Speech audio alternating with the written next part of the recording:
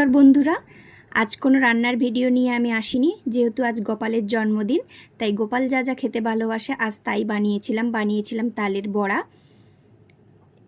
তালের বড়াটা বানানোর পরে বানিয়ে নিয়েছি একটু লুচি আর সুজিটাও এখানে বানানো রেডি হয়ে গেছে। এবার আমি নারকেলের নাড়ুটা বানিয়ে নেব। যেহেতু গোপালের একদম পছন্দ নারকেলের নাড়ুর উপর একটু মাখন লাগিয়ে গোপালের হাতে দিতে হবে, তার জন্য এখানে নাড়ুগুলো তৈরি করে নিচ্ছি।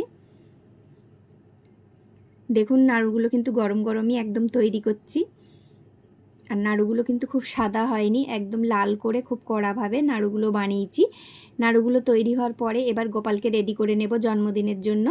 তাকে জামা পোশাক সব পরিয়ে নেব। দেখুন, এই যে আমাদের গোপু সোনা, গোপালকে আমি স্নান টান করে একদম রেডি করে নিচ্ছি। এই যে গোপাল আমাদের, জামা পরিয়ে জুঁই ফুলের মালা দিয়ে গোপালকে সাজিয়ে নিয়েছি। সবাই কমেন্টে জানাবেন গোপালকে দেখতে কেমন লাগছে। দেখুন, এই যে গোপাল সোনার জন্মদিন আজকের, প্রত্যেক বাড়িতে গোপালের জন্মদিন আজকের উদযাপন হবে।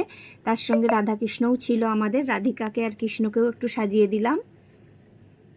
এবার গোপালের যা যা পছন্দ সেই খাবারগুলো আমি রেডি করে গোপালের জন্মদিনটা শুরু করে দেব।